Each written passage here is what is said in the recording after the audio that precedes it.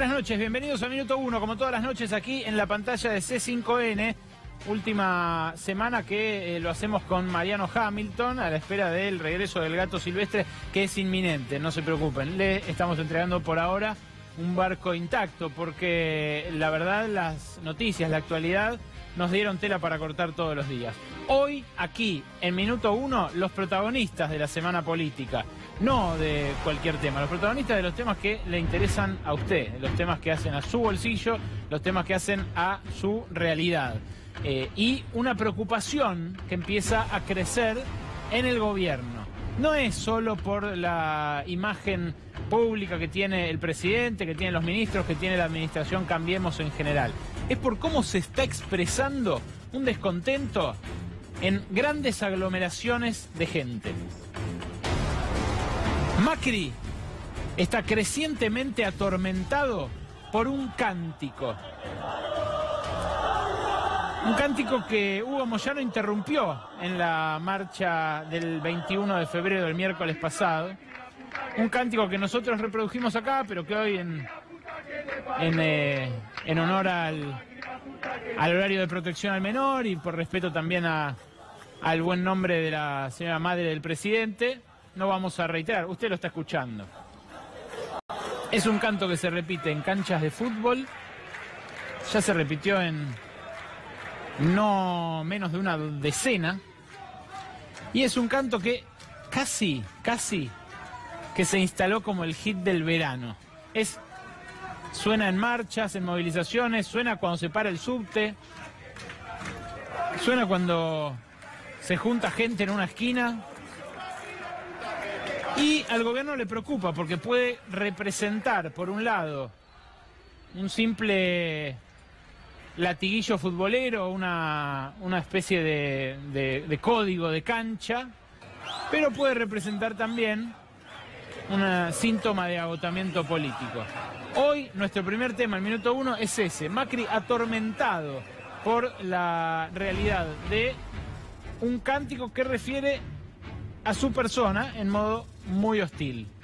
El segundo, Wall Street, la preocupación del ministro de Hacienda, Nicolás Dujovne, que la semana pasada estuvo en España prácticamente implorando que vengan inversiones extranjeras a la Argentina, mientras salen informes cada vez más críticos de Wall Street que lo que dicen es: no nos alcanza, con los gestos que están haciendo, las señales que están dando de austeridad, no alcanza para creerle a la Argentina. Sigue alto el déficit fiscal, sigue alto el déficit comercial crecientemente y la deuda no para de imponerle una carga al Estado, al Tesoro para los próximos años. En ese contexto, ¿cuánto tiempo más nos van a prestar? Bueno, la pregunta que se hace todo el mundo de los negocios. Hoy también un informe especial de Mariano Kestelboim respecto de la inversión extranjera, las lluvias que nunca llegaron, la sequía que hoy afecta al campo, pero que también afecta a nuestro balance de pagos. Y el último tema, el tema más picante, más caliente: Pablo Moyano, Hugo Moyano, y una declaración en respuesta a Elisa Carrió. Les dolió la marcha a los gorilas, dijo Pablo Moyano, después de que, Elisa Carrió los tachara casi explícitamente de asesinos en un reportaje con el diario El País de Uruguay que se produjo este fin de semana y que por supuesto se reprodujo muchísimo aquí en la Argentina. Arrancamos ya mismo porque tenemos además un panel destacadísimo para el debate de hoy con el primero de nuestros temas. Tribuna Caliente. No es que hayamos vuelto a aquel programa de Julio Ricardo, no es que vayamos a hablar de fútbol hoy, pero el presidente más futbolero de la historia se pregunta: ¿es folclore? ¿Es moda? ¿Es simplemente una moda? ¿Es el hit del verano? ¿O expresa un descontento social que empieza a percudir la imagen gubernamental? Si fuera folclore, bueno, el presidente está acostumbrado, hace 15 años que es el amo y señor de Boca Juniors. Empezó así. Nosotros la semana pasada y la anterior, cuando empezamos a detectarlo, esto que ocurre en Huracán, en Vélez, en River, en San Lorenzo, en Rosario Central, pero que después ocurrió en el recital de Dancing Mood, en el recital de Los Guasones, que ocurrió en un partido de básquet que ocurre en circunstancias cotidianas como un subte que se para entre dos estaciones. Bueno, cuando empezó como una señal, una manifestación de descontento de hinchas de fútbol que decían están bombeando todos a favor de Boca. Y esto, claro, tiene que ver con Macri boquense, en el medio, como echando nafta al fuego, el presidente se reunió con Guillermo Barros Eschelotto en la Casa Rosada, pero después desbordó completamente el ámbito de ese folclore y se instaló, como ustedes ven ahí, en partidos de básquet, en recitales, en la marcha del miércoles. Bueno, eso es lo que llevó al gobierno a encender algunas alarmas políticas. Y esto lo refleja hoy el diario Clarín, en la pluma de su columnista Eduardo Van der Kooi. Las voces que angustian a Macri, publicó hoy Clarín, y lo que muestra es esto, que no le preocupa tanto ese amalgama opositor que se mostró el miércoles pasado en la 9 de julio, que mostró músculo, que mostró capacidad organizativa, que mostró fuerza, que mostró incluso una línea política, que ahora vamos a discutir. Está acá uno de los oradores del acto del 21F. Lo que le preocupa al presidente son los cánticos de una multitud imprecisa en su contra, dice. Pero, además, fíjense la palabra que utiliza el columnista de Clarín. Dice, el presidente parece obsesionado por los cánticos en su contra. En 3 estadios de fútbol, bueno, ahí se quedó corto, ¿no? Son casi una docena de estadios en los que se escuchó esto. Y luego, como decía, en recitales, en estaciones de tren, estaciones de subte. Escuchemos algunos de ellos.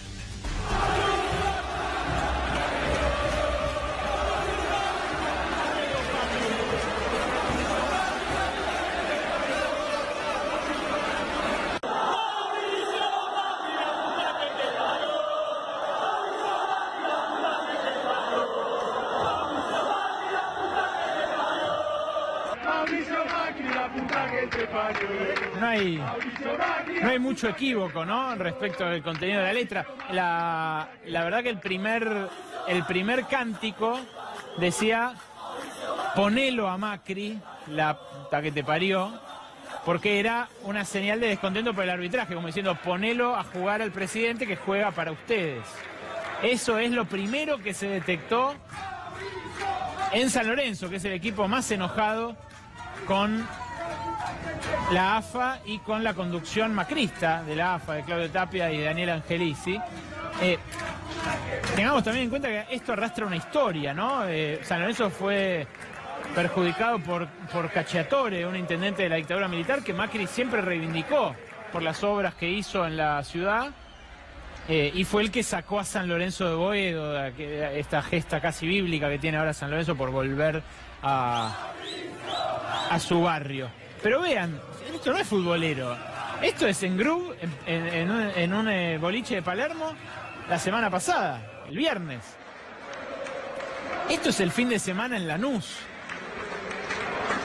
Son, al parecer, tendencias que se entrecruzan, ¿no? Esto es los Pérez García en el teatro, en un estadio semicubierto. Esto es en Vélez, a la entrada de Vélez, el fin de semana.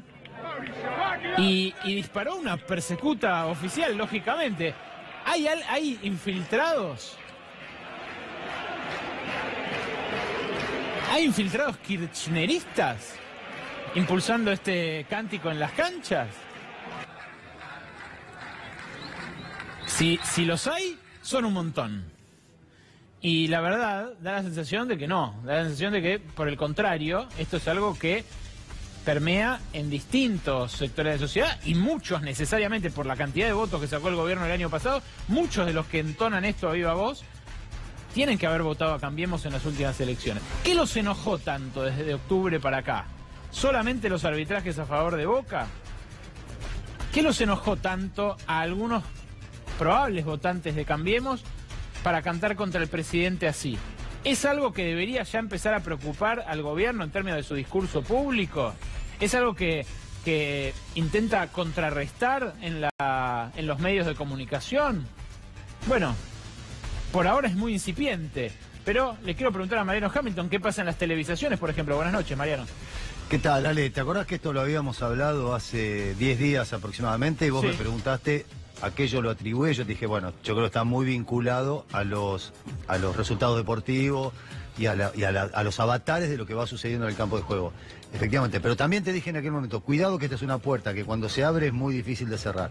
Bueno, esto es lo que está ocurriendo. Es una puerta que se abrió, es una puerta que se está desparramando por diferentes estadios de fútbol y que ya lo que en un principio era consecuencia de determinado malestar por algunos fallos deportivos, hoy ya contagia a la gente que puede estar afectada por la cuestión económica o a la gente que puede estar afectada por cierta pérdida de libertades individuales, como qué sé yo, la gente que está cansada del gatillo fácil o del aumento de las tarifas o de lo que fuere.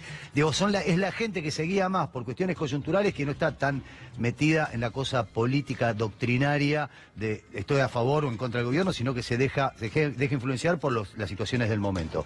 Dicho esto, te quiero decir que el fin de semana hubo una sugerencia por parte de la AFA a las dos cadenas que transmiten los partidos, a Fox y a TNT, pidiéndoles que muteen, es decir, que bajen el sonido en caso de que se produjeran insultos para el presidente de la Nación. Esto lo tengo confirmado, es una sugerencia verbal, no hay una orden escrita, y fue algo que definitivamente, vos fijate que todos los videos que acabamos de pasar son videos de gente que graba lo que ocurría en los estadios. Tenemos muy poco documento real de las transmisiones deportivas. De hecho, en el partido Huracán Estudiantes, el del viernes pasado, en el momento que empezaron los insultos, se fue oportunamente un corte. A ver, habrá que ver qué es lo que pasa de acá en adelante y cómo va desencadenando esta situación. Lo que sí está claro es que esta puerta se abrió y va a ser muy difícil de cerrar para el gobierno. Nos acompaña esta noche el gringo Castro, uno de los oradores del acto del 21F, el acto del miércoles pasado, que fue organizado justamente para protestar por los tarifazos, por las paritarias con techo, por los despidos, por la situación social. Castro representa a la Confederación de Trabajadores de la Economía Popular, a la CETEP, y le quiero preguntar, ¿qué expresó ese día este canto? Buenas noches. ¿Qué tal? Buenas noches. Desde que está este gobierno hay un malestar que ha ido increyendo a partir del desarrollo de su política, que está profundizada y definida su profundización a partir de la decisión del gobierno de, por un lado, tener un plan represivo ante las movilizaciones populares, y por otro lado, la decisión de la reforma de la ley laboral, de la ley previsional, que es una ley absolutamente corrupta, que han decidido sacarle 100.000 millones de pesos a los jubilados. Pero Castro, ahora entramos en el debate político. Esta expresión, bueno, ¿es de hartazgo de la sociedad? ¿Es algo que tiene que ver con lo epidérmico, lo superficial, o hay algo detrás de fondo? No, es el malestar que va creciendo y el pueblo lo expresa como lo puede expresar. Esto ha pasado históricamente en nuestro pueblo. Porque cada vez que hubo políticas de ajuste, nuestro pueblo se ha manifestado de distintas formas. Esta es una de las manifestaciones. Porque el año pasado también había alguna manifestación de descontento respecto del gobierno. Después lo votaron. Sí, pero existió el 13, el 14 y el 18 de diciembre, donde ahí hubo una profundización de la posición del gobierno en cuanto al ajuste y una profundización de la lucha en la calle. Bueno, esto tiene claramente un correlato en las encuestas. Las encuestas las está mostrando a los miembros del gobierno en caída de su imagen, hecho por todos los medidores, digamos, por todas las encuestadoras más cercanas al oficialismo. Hoy tenemos datos frescos, datos del fin de semana, de una encuestadora más enrolada con la oposición, que es la de Ricardo Rubier. Pero fíjense los números que aporta Ricardo Rubier. Primero, en un paneo de los candidatos, todavía sin nombre, por supuesto, que no los hay, pero los candidatos que podría votar la gente el año que viene, en 2019, la reelección o no de Cambiemos, la madre de todas las batallas. Dicen los encuestados por Rubier que votarían un candidato opositor en un 40,1% de los casos. que votarían a Mauricio Macri en cerca del 30%, dando por hecho que el presidente va a ir por un periodo más, lógicamente, y no lo sabe un 25%. Fíjense que si el gobierno logra inclinar una vez más a esos que no saben de su lado, bueno, obtendría la reelección, aunque sea en una segunda vuelta, el presidente Mauricio Macri. Pero se consolida un núcleo opositor que, ¿cuál es la gran ventaja para el gobierno? Y su desunión, su rotura, su permanente atomización que al parecer dan por garantizada en Balcarce 50. La siguiente placa muestra más en detalle la raíz de la caída de la imagen. Las expectativas económicas. Fíjense ustedes las puntas, cómo se cruzan.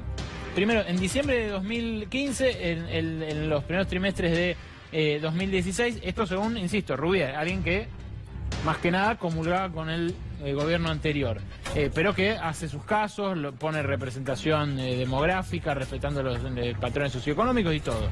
Bueno, marca una imagen negativa superior a la positiva de las expectativas económicas desde aquel momento de ajuste de 2016, el salto en el tipo de cambio, la reunificación cambiaria, todo lo que vivimos, y cómo las expectativas se hacen más negativas sobre finales de 2017 y sobre el inicio de 2018. Y las positivas caen del casi 34%, fíjense ustedes, al 29,9%, debajo del umbral de los 30. ¿Qué más? Hay dos placas más respecto de la imagen de gestión primero del gobierno. Buena o muy buena, suma un 40%, si se quiere. Ahí está ese 40% que todavía apoya al oficialismo.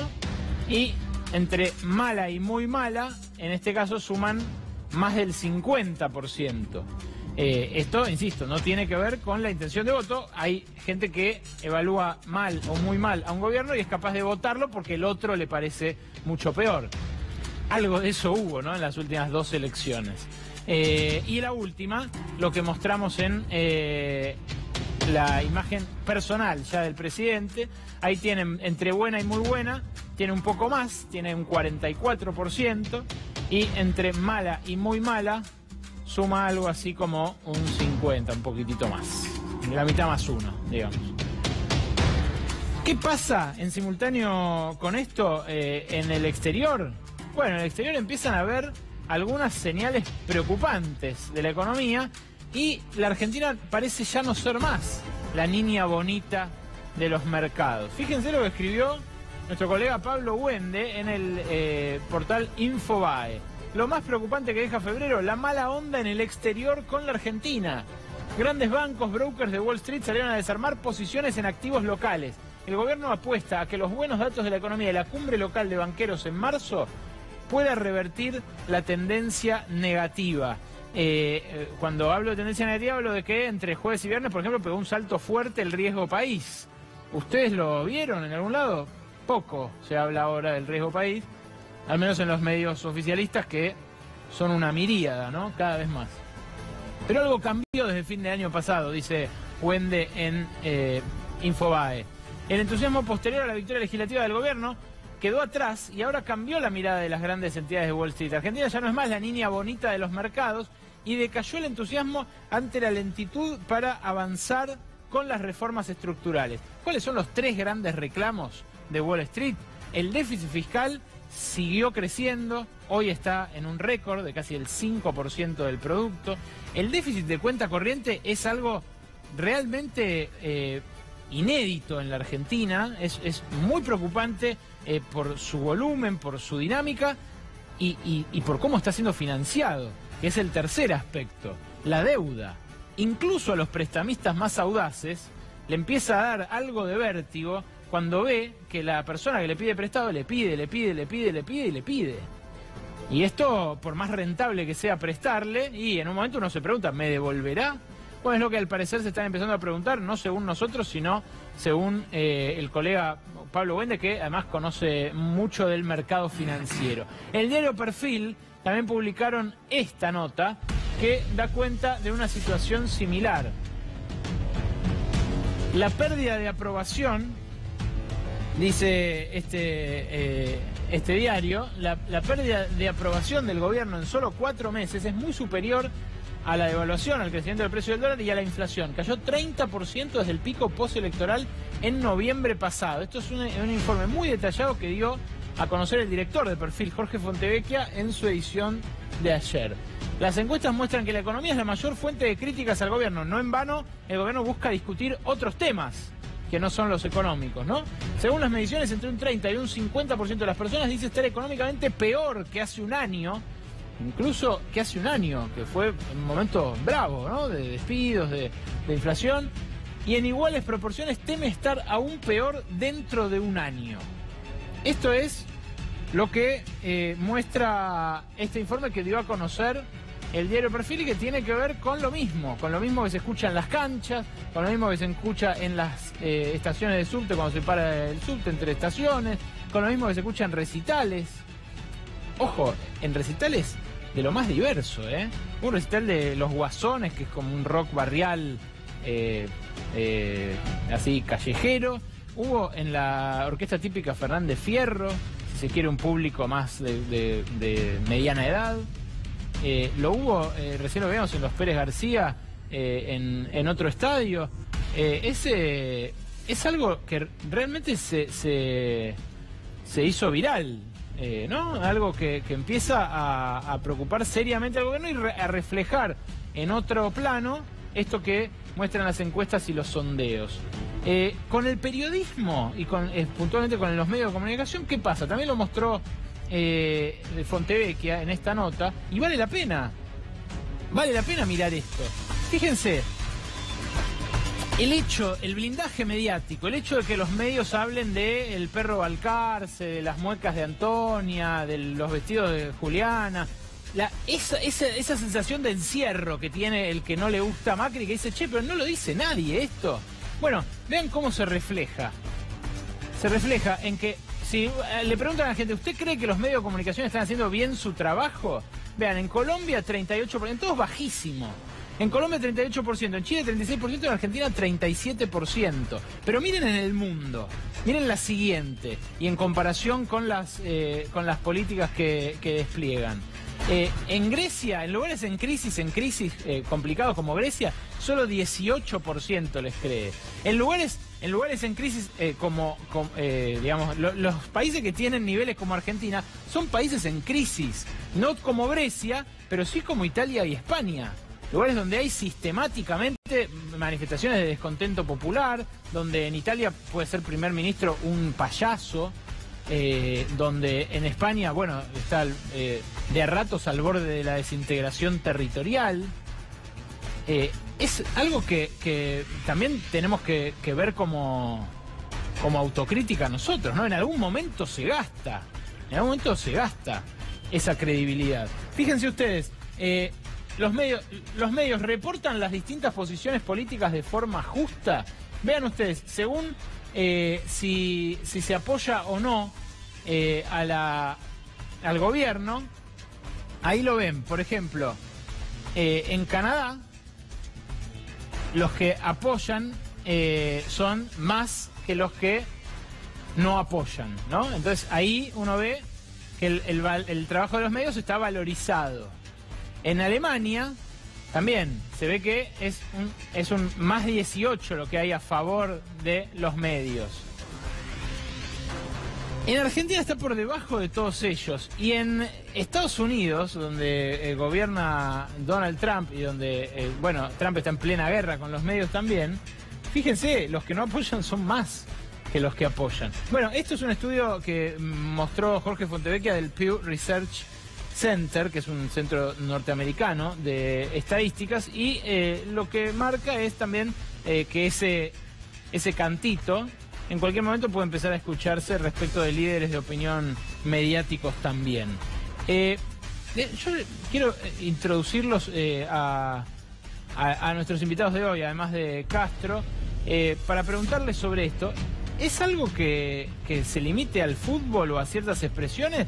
¿O hay un descontento que empieza a emanar como en un geyser? José de Mendiguren, buenas noches, ¿cómo le va? ¿Qué tal? ¿Cómo estás?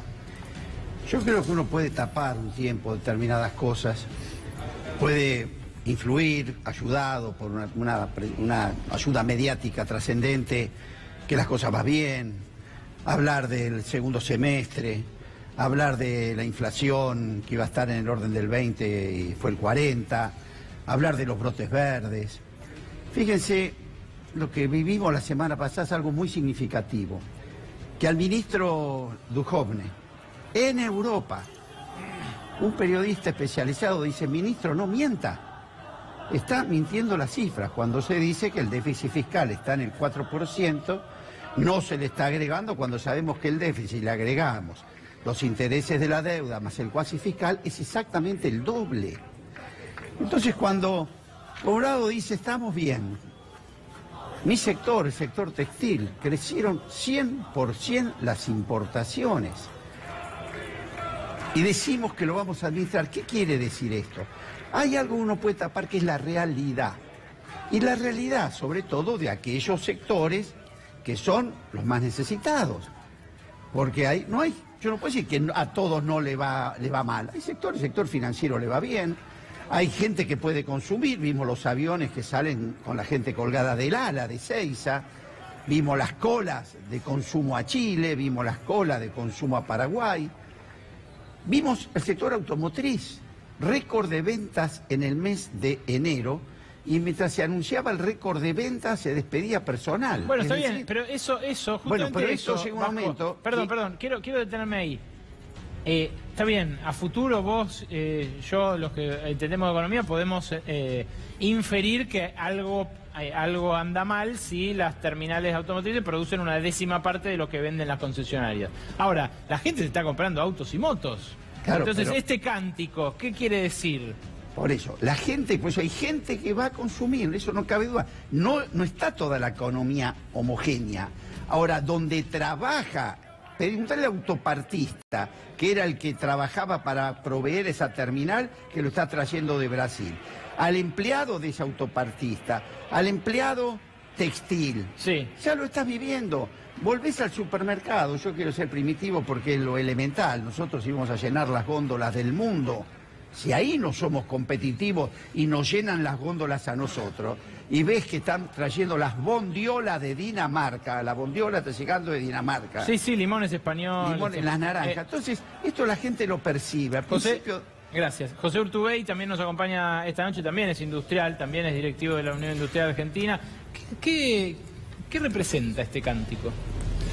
A ver, yo creo que llevando esto al propio sector dentro del cual opero, creo que todavía hay una frustrada expectativa de lo que se entendía como un cambio. Es decir, en términos industriales era necesario, ya veníamos con el anterior gobierno de 3 o 4 años de caídas o estancamientos. Ahora, si vamos a las cifras duras, el cambio teóricamente teníamos la expectativa de que íbamos a un modelo que iba a priorizar lo industrial. El año pasado se creció solamente un 1%, comparando contra el peor año de los últimos 10, que fue 2016. Y en diciembre ya hubo caída. En enero ya hubo caída. No, en diciembre del año pasado. Y en enero también, ahora estamos terminando de cerrar, también hubo caída, con lo cual te das cuenta que, por lo pronto, desde el modelo industrial, no vemos que sea, en términos centrales, la preocupación del gobierno cómo dan dinamismo. Y Eduardo López se gastó el crédito, digamos, ya pasaron 2 años y le empezó a caer la ficha a la gente de que ya la expectativa a futuro no va a ser distinto de lo que está pasando hoy. Buenas noches. Buenas noches, sí, para mí sí, coincido con el gringo que la fecha fue 18 de diciembre del año pasado, cuando el cacerolazo a la noche y de día la marcha, donde aparte de estos cánticos se cantaba Unidad de los Trabajadores, que me parece que es clave. Yo viví el ajuste de los 90 y fueron casi 10 años de apoyo a ese ajuste. Ahora son 2 años de apoyo a un ajuste. Y eso lo veo como positivo, porque yo me acuerdo en los 90 mucha gente se enfermaba, perdí el trabajo por culpa mía, perdí el trabajo porque no soy buen trabajador. Y ahora me parece que están poniendo el eje donde corresponde, en un gobierno que hace que se pierda el trabajo. Hay un buen dicho que dice: trabajador no hay trabajo, se hace el trabajo al votar. Y bueno, me parece que hay que votar para que haya trabajo. No hay que autoculparse de no tener trabajo, sino que hay que votar para que haya trabajo. Y eso es lo que estos cánticos reflejan. La persona que está sacando el trabajo y el otro cántico, Unidad de los Trabajadores, es el horizonte que la gente ve para volver a tener trabajo. Mariano Kestelboim también nos acompaña esta noche, decía que nos va a traer un informe sobre inversión extranjera sobre el final del programa, pero aprovecho para preguntarle. Mariano, buenas noches, ¿vos cómo la ves? Buenas noches. Y el desequilibrio es muy grande. Como vos analizabas antes, el vértigo que hay en las cuentas nacionales es gigantesco. Hay un déficit de cuenta corriente que este año va a superar el 5% en relación al PBI. Desde 1981 que no había un déficit de cuenta corriente tan importante. Esto tiene que ver con un gobierno que especuló con que la inflación iba a ser mucho más baja de lo que realmente fue y generó un déficit comercial muy grande y sobre todo un déficit en la balanza de servicios, también espectacular, que lo está cubriendo con endeudamiento y también lo está cubriendo con inversiones financieras externas que tratan de capitalizar las altas tasas de interés que hay en la Argentina. Entonces, frente a eso, se produce un atraso cambiario muy importante y en el marco del atraso cambiario, las empresas, los sectores industriales empiezan a ver sus problemas cada vez más fuertes y el consumo que no se recupera con un cambio de precios relativos en el cual las tarifas de los servicios públicos aumentan, los precios de los bienes que consume la población en mayor medida son los que más aumentan, bueno, el cóctel es explosivo, es muy difícil de sostener. Desde ya hay un sector de la economía, un sector de trabajadores registrados que todavía están en una situación positiva, en que tienen acceso al crédito, que están tomando decisiones de inversión financiera, sí, turismo en el exterior, compras de automóviles en cuotas, pero hay una porción muy importante de la población que está en una situación muy difícil. Nico, perdón, ¿no? Corto un cacho.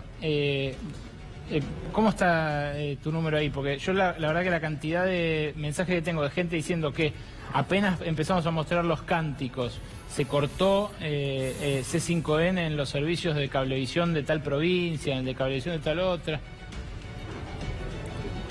Y bueno, no puede ser esto, viejo. No puede ser. Nosotros no estamos faltando el respeto a nadie. No. Estamos informando, estamos contando algo que está pasando en todos lados y que extrañamente no se ve ni en las transmisiones, ni en los noticieros, ni en las discusiones de los programas de política. Nosotros acá estamos mostrando la realidad, no estamos, mirá, casi no estamos editorializando al mostrar esto. Es más, dijimos que el improperio, que no íbamos a reproducirlo para respetar justamente a la persona del presidente. Ahora, que nos corten del aire. Y si no es una censura corporativa, le pegan el palo, ¿no? Nos pueden ver por internet igual, no se preocupen. Nos pueden ver por distintos servicios. Realmente es increíble. Para los que nacimos en democracia es increíble, Bueno, en realidad no nacimos, nos despertamos a la política en democracia. Pareciera que como... no me hagan decir.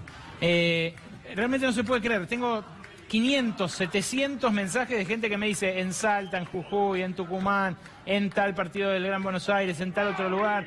Me mandan imágenes distorsionadas de C5N, imágenes de televisores que no tienen audio. ¿Qué pasa?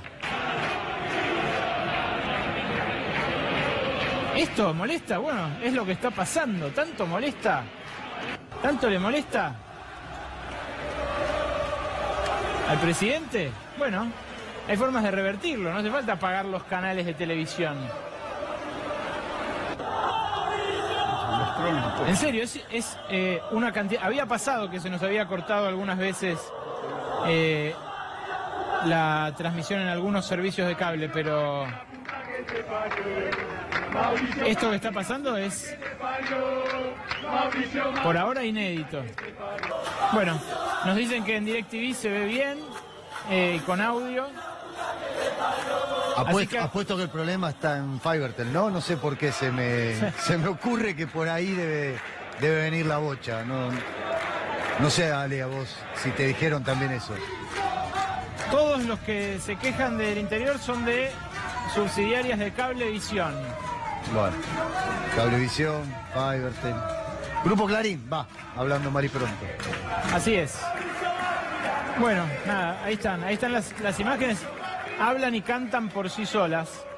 Nosotros no estamos agregándoles ni una coma, ni una nota, porque es un canto. Y es importante también esto, decir, Ale, o sea, nosotros estamos apoyando en imágenes que grabó la gente con sus teléfonos celulares en los diferentes lugares, porque, insisto, no es una cuestión menor que no hay registro de transmisiones oficiales, no hay registro de que esto lo veamos, por ejemplo, en las transmisiones del fútbol. No hay ninguno. Todos son los celulares, la gente que fue grabando en diferentes lugares. O sea, esta es la diferencia, vos decías, los que nos acercamos, los que se acercaron, no es mi caso, los que nacieron en dictadura pero se acercaban a la política en democracia. La diferencia entre la dictadura y la democracia ahora centralmente está dado en la posibilidad que tiene la gente de hacer su propio registro de la realidad de las cosas que están ocurriendo. Antes, cuando éramos jóvenes y en dictadura no ocurría esto.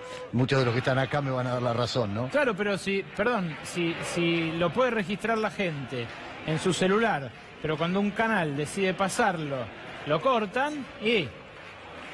No sé, el gringo Castro recién nos decía que esto se rompió en diciembre. Si hay algo que se rompió en diciembre es porque cambió respecto al año pasado. Ahora, la realidad concreta de los sectores populares que estuvieron en cabeza de las organizaciones sociales el miércoles, ¿cuál es? La realidad que los compañeros trabajadores y trabajadoras de la economía popular están cada vez en peor situación, porque nosotros dimos una pelea muy fuerte en el 2016 para lograr el salario social complementario que complementa el ingreso que cada compañero ha sido capaz de crearse su propia fuente de trabajo, lo hemos creado en forma de cooperativa, y se cayeron la changa y se cayeron el trabajo de nuestras unidades productivas, les cuesta mucho vender, las ferias que hemos organizado hay poca venta, así que la situación de nuestros compañeros, que ya era una situación difícil, está empeorando. Pero no hay que subestimar al pueblo, esto que están haciendo de cortar, digamos, para que no se vea. Nuestro pueblo se la va a ingeniar para mirar televisión de la forma que pueda, y así como somos capaces de crear formas de organización y de lucha, y se están desarrollando formas de comunicación que hacen que todas las cosas se sepan. Y esto es lo que va a generar las grandes movilizaciones, como va a ser una enorme movilización, la movilización de las compañeras el 8 de marzo, yo creo que va a ser mucho más masiva que la del año pasado, y no sé si no va a ser más masiva que la que hicimos el 21, porque hay un proceso de organización creciente. Ale, discúlpame. En redes sociales ya Tribuna Caliente, nuestro tema de hoy, Tribuna Caliente, el hashtag, ya es primera tendencia en Twitter, es de los temas más comentados en Facebook también. Y hay mucha gente viéndonos por YouTube, que también pueden hacerlo por allí. Sépanlo, si nos están viendo por la tele, que ante situaciones de este tipo lo pueden hacer también por YouTube. ¿Mariano? No, que me estaba acordando, ¿te acordás cuando lo insultaron a Kicillof en el buquebús? Sí. Que eran 20 personas que lo rodearon y lo insultaban de arriba abajo. Sí, sí. ¿Te acordás el loop que se hacía en algunos canales de noticias? Sí, lo pasaban. Parecía que habían sido 10 millones de personas los que lo habían puteado. No que eran 20 que lo habían rodeado cuando llevaba a sus hijos en brazos. O sea, me estaba acordando de eso. O sea, la diferencia entre 20 personas que en el buquebús insultan a un ministro de Economía de ese momento, y la diferencia es que ahora tenés estadios repletos que insultan a un presidente y nos cortan las transmisiones. Es rarísimo esto que está pasando. El testimonio está en todas las redes. ¿Quieren verlo? ¿Quieren ver lo que me sorprendía recién a mí en mi celular? Se los mostramos. Esto es Saladillo. Así se ve C5N desde las 9 en Saladillo. Así se ve en Necochea. Así se ve. Este no dice nada, dice solamente bloqueado. Otro en Necochea. Otro de Necochea, otro en Rosario. Ah, mira, directamente te dice que está actualmente codificado. Este grabó el horario, incluso Gracias, Carolina. ¿Quién más? Tenemos un montón, pero hay cientos, ¿eh? Pergamino. Pergamino, desde que empezó el programa. Sigamos, ponerlos más rápido. En la TDA de Roca, Río Negro, ahí está. En Posadas, Misiones, bueno, todo el país, desde la Patagonia hasta la Mesopotamia. Los Toldos. La provincia de Buenos Aires, Chaco, bueno, está bien, sacalo. No, tampoco vamos a victimizarnos, pero realmente no da, muchachos. Estamos haciendo un programa de televisión, estamos mostrando algo que pasó todo el fin de semana y además que es en las redes sociales ocurre, no se puede tapar el sol con las manos, como decía Mariano hace un ratito. Vamos al paro docente. Hoy por hoy, con las ofertas que hicieron la ciudad y la provincia de Buenos Aires, los distritos más populosos, pero la verdad solamente en 2 provincias se alcanzaron acuerdos. Hoy por hoy el inicio de clases el lunes próximo, el jueves acá en la ciudad, está casi diría en grave peligro. Eduardo López, ¿cómo es la situación? Recién me acaban de confirmar que el plenario aprobó por 450 votos un plan de lucha consistente en la ciudad de Buenos Aires, me refiero, en una movilización junto con otras organizaciones sociales el día 28,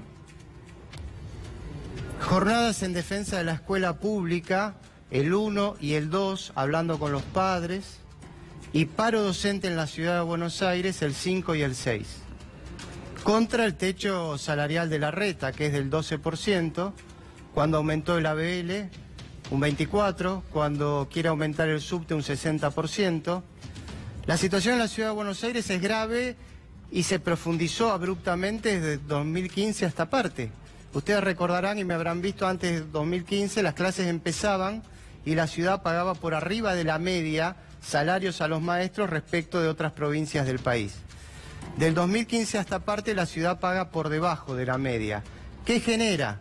Que no haya maestros, hay escuelas sin maestros, es como que se jubile un camionero y estamos 6 meses para encontrar un camionero que lo reemplace. Convocamos a estudiantes del profesorado y ya no alcanzan. Entonces tenemos escuelas sin maestros y niños sin escuela. Por todo esto, los docentes de la ciudad de Buenos Aires empezamos un plan de lucha con movilización, como recién les decía, este miércoles, y un paro docente en Capital Federal el lunes y martes de la semana próxima, 5 y 6. Entonces el jueves, que es el día que tienen que iniciarse las clases aquí, el jueves primero, se inician las clases, pero con una jornada de... Exactamente. El jueves que se inician las clases en Capital, en primaria y en jardín, vamos a hablar con los padres.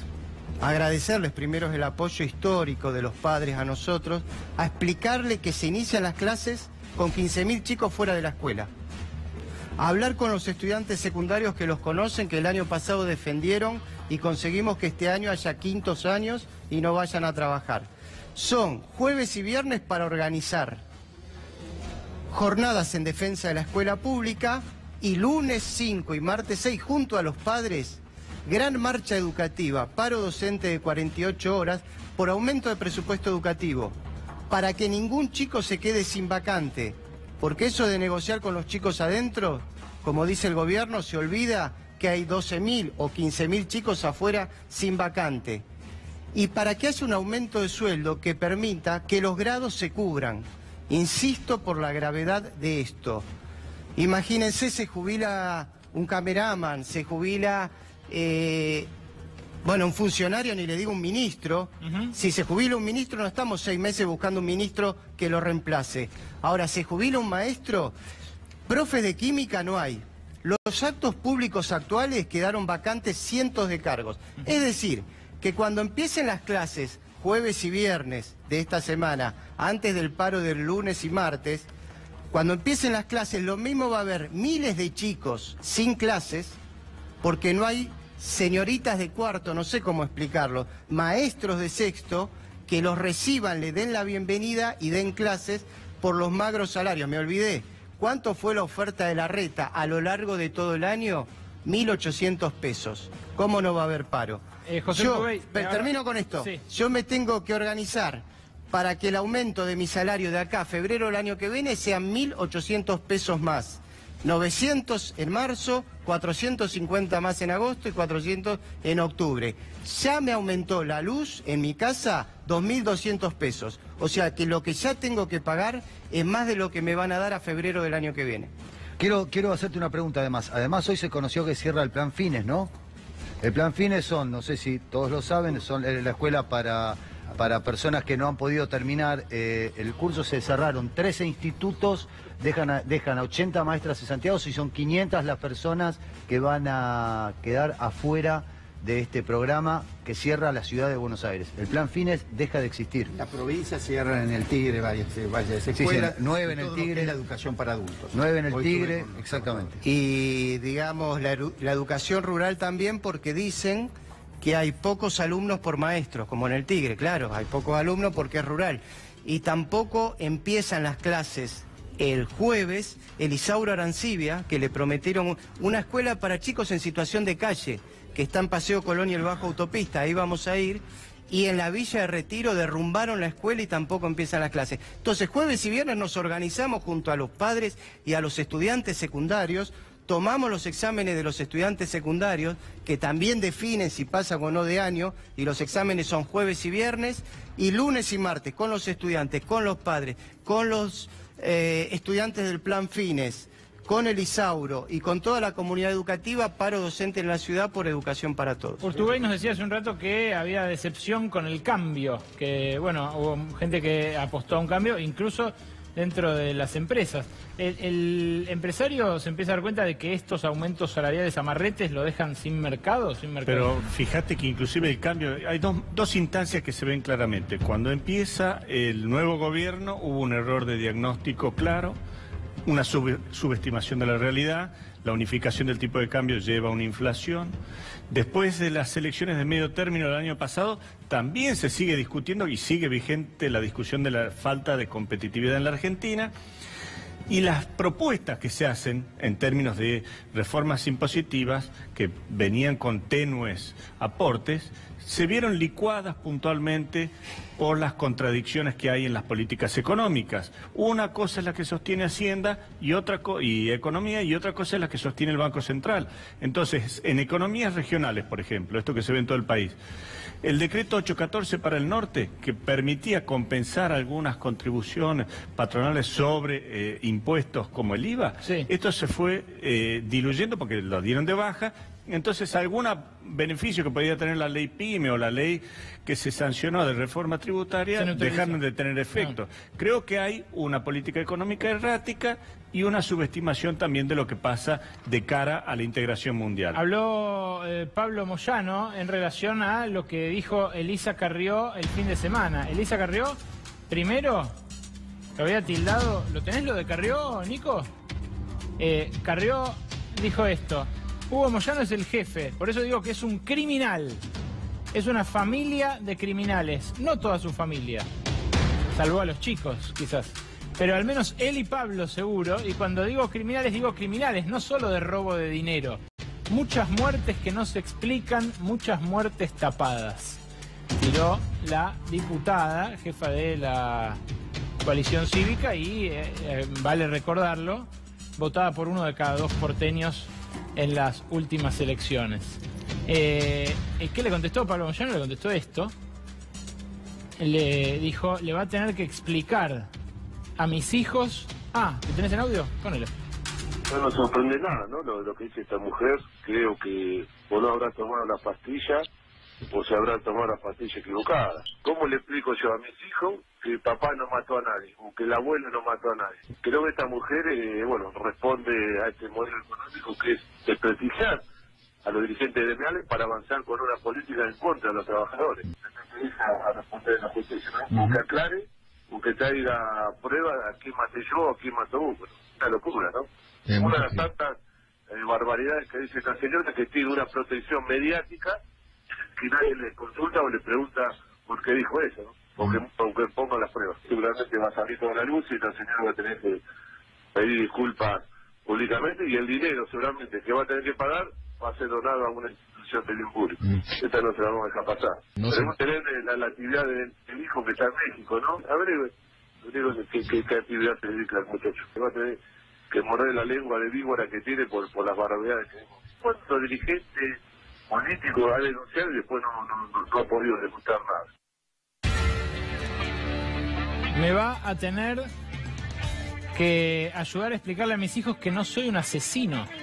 Dijo Pablo Moyano. Esto empieza a escalar ya a niveles, bueno, algo preocupantes, ¿no? Ya no es un cruce de acusaciones entre políticos. Empieza a entrar en terrenos personales, familiares. Moyano le había dicho a Ocaña que era una cucaracha. Me refiero a Hugo Moyano. Digo, me parece que se empieza a perder un poco el nivel, ¿no? En este sentido. Y respecto de la crisis laboral, porque esto de los Moyano nació el miércoles pasado, no nació el miércoles pasado, el enfrentamiento viene hace mucho, pero lo que se viene arrastrando, este cruce de declaraciones, viene el miércoles pasado, la manifestación que convocaron distintos sectores. Hoy hubo un nuevo episodio en esta crisis laboral. La localidad de Tafí Viejo lamentó el cierre de la planta de BGH, la avalancha importadora que golpea de vuelta. BGH despidió a las últimas 50 personas que trabajaban en su planta de Tafí Viejo haciendo electrodomésticos. De Mendiguren, ¿esto a qué se debe? Primero a una realidad concreta, la pérdida de competitividad de la economía. Prácticamente, si Argentina está importando materia prima, hoy Argentina no puede agregar valor, pero sobre todo las señales que se ven, porque la Argentina ha vivido estas experiencias. Cada vez que vemos que la bicicleta financiera se instala como eje de la política económica, cuando vemos que así como López Murphy para ajustar le quitó el presupuesto a la universidad, que Cavallo mandaba a lavar los platos al CONICET, y hoy yo estuve en el INTI esta mañana, un instituto que es la señal para que Argentina pueda salir de una economía primarizada, poder ir a un proyecto de desarrollo para pagar altos salarios, vemos que con la excusa del ajuste se echa a 280 técnicos, mientras por otro lado se toman 600 monotributistas. Y el actual presidente del INTI nombra 93 asesores. Se ve que no sabía de nada, porque tiene que tener asesores, 92 asesores, se tienen que asesorar hasta cómo vestirse. Entonces, ¿qué pasa? La señal que vos ves en una empresa como esta, que tiene que agregar valor, es absolutamente desilusionante. Mariano Kesterman nos trae, precisamente a propósito de la competitividad internacional y del equilibrio externo de la Argentina, unos datos de inversión extranjera directa. Vení, Mariano, bueno. Acércate, por favor, para la pantalla. Acá lo vamos a mostrar, porque trajo un par de placas para apoyar el análisis que realizó sobre la inversión. Adelante, por favor. La primera de ellas. Sí, acá pueden ver los primeros 2 años del gobierno de Cristina, del segundo gobierno de Cristina, en relación con los 2 primeros años del gobierno de Macri. La inversión extranjera directa. Esto es ingreso de capitales del exterior, no son reinversiones de utilidades de no residentes en la Argentina que tienen inversiones en el país, sino empresas en el exterior que deciden invertir en la Argentina. Perdón, esto es, primeros 2 años quiere decir... 2012 y 2013. Ah, el último mandato. Del segundo mandato, okay. Exactamente. En el segundo mandato de Cristina, donde ya había cepo, donde ya había restricción para la remisión de utilidades al exterior, donde las reservas del Banco Central estaban cayendo, donde la inflación estaba en torno al 25%, donde empezaba a generarse caldo de cultivo que conocemos bastante bien porque los medios lo reflejaban profundamente. De corrida, digamos, sí. En ese momento, la inversión extranjera directa en la Argentina era mayor que cuando llegó el cambio, cuando quitaron las retenciones, por ejemplo. Hay que decir, en los 2 casos se trata de niveles bajísimos para una economía como la Argentina. En proporción, la inversión extranjera sobre el PBI es poquísimo. Es muy, muy bajo. Pero, a ver, esto es ingreso de capitales del exterior, no reinversión de utilidades de las empresas que ya están instaladas en el país. O sea, no es que las forzaban porque no podían sacar sus utilidades y las forzaban y eso es producto exactamente, de esa... exactamente. Esto no es producto de que las forzaran por el control de cambio. Exactamente. Hay una... En general, hay mucha gente, muchos analistas que creen que este crecimiento de esta comparación que hice acá en estos dos gobiernos, que surgen del balance del Banco Central, procede de restricciones a la remisión de utilidades. No, había restricciones a la remisión de utilidades y sin embargo las empresas del exterior invertían más en la Argentina en los primeros 2 años del gobierno de Cristina que en los primeros 2 años del gobierno de Macri. Interesante. Sí, podemos pasar a la siguiente. En la siguiente se ve... La evolución histórica de la participación de Argentina en las inversiones que se realizan en Latinoamérica, porque, perdón, Latinoamérica no, en América del Sur, porque lógicamente esas inversiones dependen de empresas del exterior que no necesariamente tienen sus decisiones de invertir en la Argentina porque la Argentina ande bien o no, deciden invertir en la región.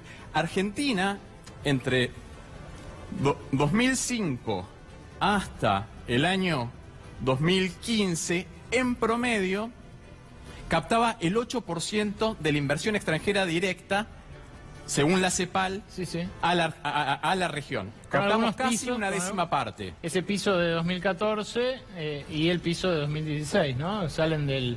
Son outliers, como dicen en estadística, salen del patrón, del promedio. Exactamente. Pero bueno, vemos el último año, el año de Macri. 3,6. 3,6, era brutal. Acá tenemos toda la evolución. La evolución desde 2007 hasta 2017. 2017 inclusive. El ingreso de capitales de no residentes en la Argentina. El promedio en todo el registro histórico de los gobiernos de Cristina y de Néstor Kirchner está por encima del nivel que registra Macri en la actualidad. Es un 10% más alto. ¿Y a qué se debe esto, Mariano?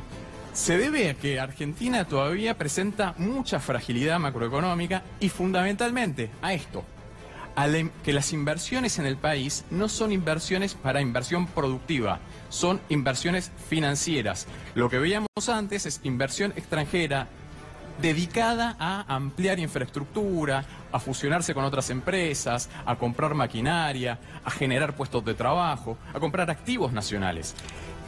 En cambio, en inversiones financieras, Levax, plazos fijos, acciones, títulos de deuda pública, es un festín. Fíjate que en 8 años del gobierno de Cristina, 8 años, ingresaron 242 millones y en 2 años ingresaron 17.708 millones de dólares. A ver, promedio anual ingresaron 292 veces más. Claro. O sea, es espectacular. No, es abismal. Ahora, esto es lo que explica también cómo subieron las acciones, ¿no? Sobre todo en cómo ingresaron capitales especulativos a la Argentina. El problema, si comparamos los dos registros, la inversión extranjera directa y esto, es que estas inversiones son totalmente volátiles.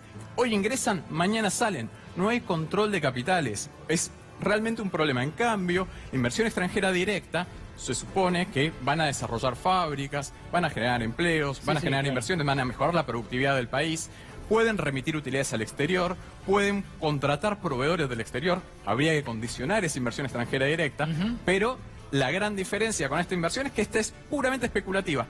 Solamente en enero de 2018 ingresó la mitad de lo que había ingresado entre enero de 2003 y diciembre de 2015. Esto es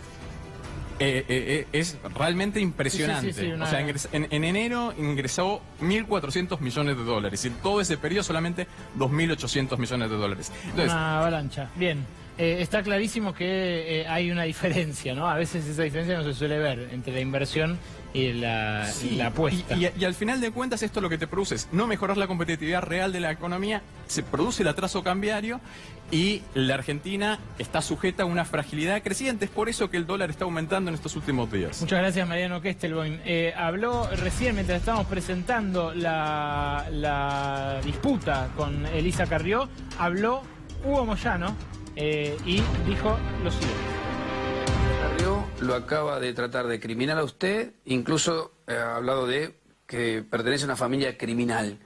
¿Qué tiene para decir? Desde el punto de vista de lo que ha expresado, son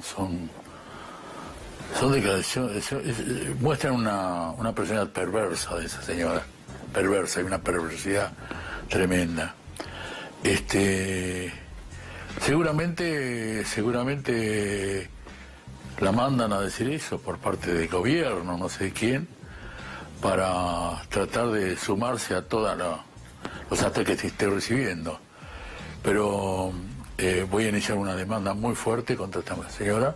Ella termina esa nota que le hicieron, se hizo hacer, diciendo que el gobierno de Macri tendría que hacer lo que hizo el gobierno de Estados Unidos con Jimmy Hoffa.